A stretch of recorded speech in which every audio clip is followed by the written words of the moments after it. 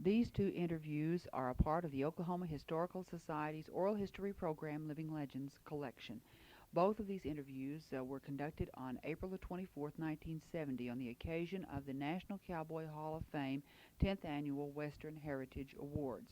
These interviews were conducted by Mr. Pendleton Woods. The first interviewee is Mr. Merrill Mattis, that's M-A-T-I-S, author of the award-winning book The Great Platte River Road, with some additional comments by Mr. Marvin Kivett, the director of the Nebraska State Historical Society. The second interviewee is Mr. William Reed, author of an art book on the life and work of Mr. Olaf Bighorse, with some additional comments by Mr. Bighorse himself. This material is being re-recorded on September the 9th, 1985, for inclusion in the permanent collections of the Oral History Program by Judith Michener.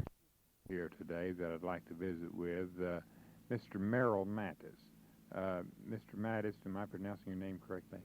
I wonder if you could tell me a little bit about the name of your winning production, what it is, and what the subject is. The award was given to a book which we've entitled The Great Platte River Road. The Platte River was the determining factor in the Great Central Overland migrations to Oregon, California, Utah, and elsewhere.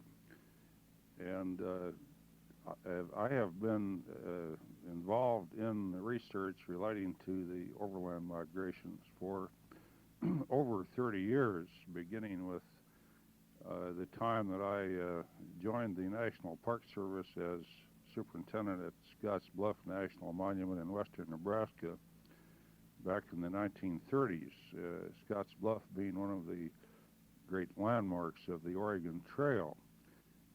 The significant thing about the Platte River Road is that this is actually the great trunk line of westward expansion.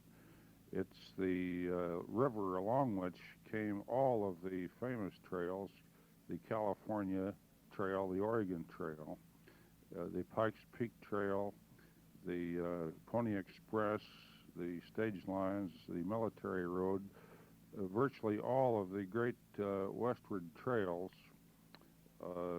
followed the Platte and actually became one primary route, so that the title of the book reflects the fact that the Great Platte River itself was the superhighway of westward expansion.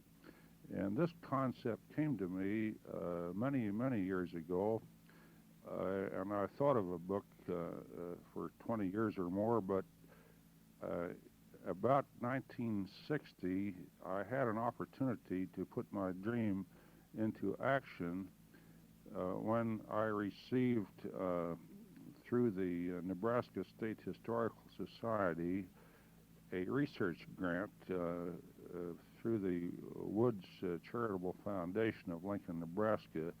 This paid travel expenses and enabled me to have the incentive to proceed with a very elaborate writing project.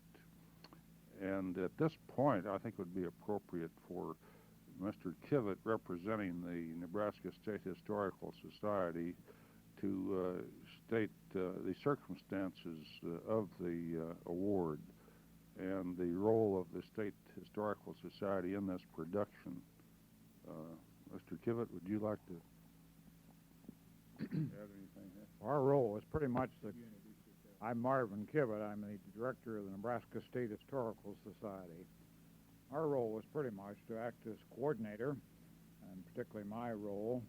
Various staff members participated in the production to be sure that we were doing justice to the fine work of Mr. Mattis.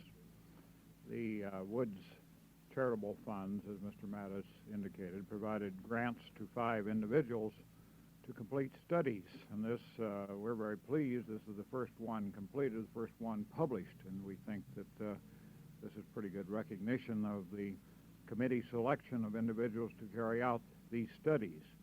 But as publisher, our role was primarily first to find funds to publish and to see that we got a proper project completed.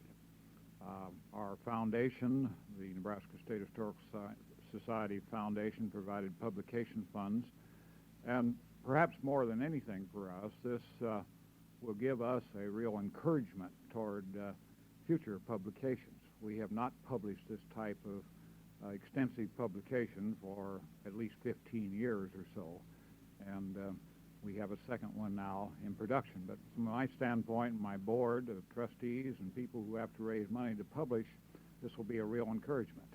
I think pretty well that summarizes our role in it.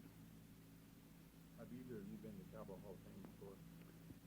Well, I was here, I believe, in '63 when we held a barbecue among the skeleton forms of concrete, but I have not had an opportunity to see it completed, and I'm looking forward to seeing it. We, in Nebraska, we are very conscious of the Cowboy Hall of Fame. We have a number of people on the board. Mr. Shoemaker from North Platte, who is also a member of our board of trustees of the foundation, but I have not had an opportunity to see it completed, and I'm looking forward to that.